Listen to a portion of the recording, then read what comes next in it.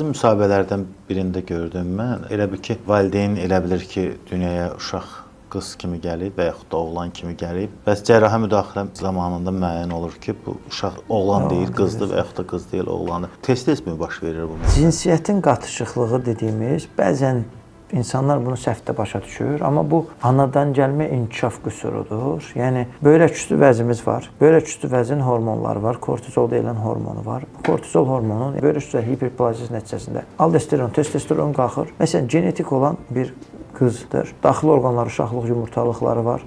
Tam karyotipi XX-dir. Yəni xromosom analizində. Amma xarici orqanların inkişaf dövründə bu aldosteron, testosteron qalxdığına görə xarici orqanların quruluşunu oğlan kimi formalaşdırır. Bəzən buna hipospadia da deyirlər, xayalıqla qatışdıra bilər, səhvən oğlan kimi böyüdə bilirlər. Bu əslində qızdır tam olaraq. Bu bəzən valideynlər və yaxud digərlər səhv başa düşür. Biz oğlan kimi saxlamaq istəyir. Bəziləri başa düşür bu cinsiyyət dəyişmə əməliyyatı və yaxud nəsə xeyr. Bu uşaqla anadan gəlmə inkişaf qüsurunun korreksiyasıdır. Yəni daxili orqanlar qadın. Bəli, bu daxili qadındır, xarici olur. Və yaxud hipospadia deyirlər, xayalıq formu, aralıq formu. Silik kanalı aralıqdadır. Orqan girib xayaların içinə və bunlar da çox zaman mikropeniya olur, yəni penis balaca olur yəni. Xayalar da ayrılıb görsənir və bu qız orqanı xatırladır. Məsələn, səhvən bunu elə bir qız kimi böyüdülər.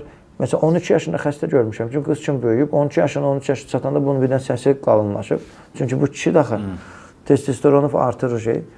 Və onda ginekoloqa deyirlər ki, bunun səsində problem yarar, o da bizə göndərir. Baxır ki, bu oğlandır. Amma səhv olaraq, yəni ucqarda bir doğulub, baxılmayıb, fikirləşməyib və bunu belə böyüdüb gətiriblər. Artıq amma psixoloji orada qız görür. Bunlar çox ciddi bir problemlərdir. Bugünkü gün çoxdur.